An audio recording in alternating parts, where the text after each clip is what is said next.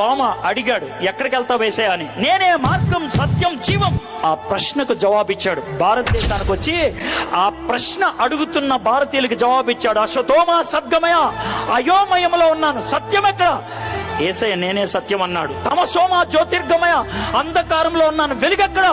యేసయ్య నేనే వెలుగు అన్నాడు. మృత్యోర్మ అమృతాంగమయ, చావు భయములో ఉన్నాను, అమృతం ఎవరిస్తారు?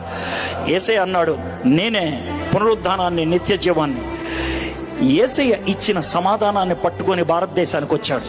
యేసయ్య ఇచ్చిన అనుభవాన్ని పట్టుకొని భారతదేశానికి వచ్చాడు. భారతదేశానికి సువార్త బ్రిటిష్ వాళ్ళు తీసుకురాలా, భారతదేశానికి సువార్త అమెరికా వాళ్ళు తీసుకురాలా, భారతదేశానికి సువార్త ఐరోపా ఖండము నుంచి రాలా, భారతదేశానికి సువార్త ఆసియా ఖండము నుంచి తోమా తీసుకొచ్చితే వచ్చింది. భారతదేశానికి సువార్త వచ్చింది క్రీస్తు శకం 53 అక్టోబర్ నెలలో.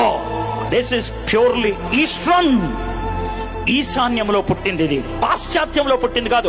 అమెరికా అప్పుడు లేదా, అమెరికా లేదు, అమెరికా లేదు. అమెరికాని కనుక్కుంది 14వ-15వ శతాబ్దంలో. భారతదేశానికి సువార్త వచ్చింది 1వ శతాబ్దంలో. మధ్యలో 1400 సంవత్సరాల గ్యాప్ ఉంది. దేవుడు భారతదేశాన్ని ప్రేమిస్తున్నాడయ్యా, నిన్ను ప్రేమిస్తున్నాడు, నన్ను ప్రేమిస్తున్నాడు. అందుకే తన శిష్యుని పంపించాడు భారతదేశానికి. మై ఫ్రెండ్స్, ఖచ్చితంగా చెప్తాను, దేవుడికి తెలుసు భారతదేశం ఒక రోజుకి ప్రపంచంలో నంబర్ 1 దేశం అవుతుందని జనాభాకి.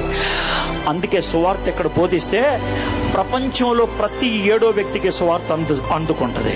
నేను సువార్త అందించేది డబ్బుల కోసం కాదు, సువార్త అందించేది పేరు కోసం కాదు, సువార్త అందించేది నీ మతం మార్చడానికి కాదు, సువార్త అందించేది నీ బతుకు మారటానికి.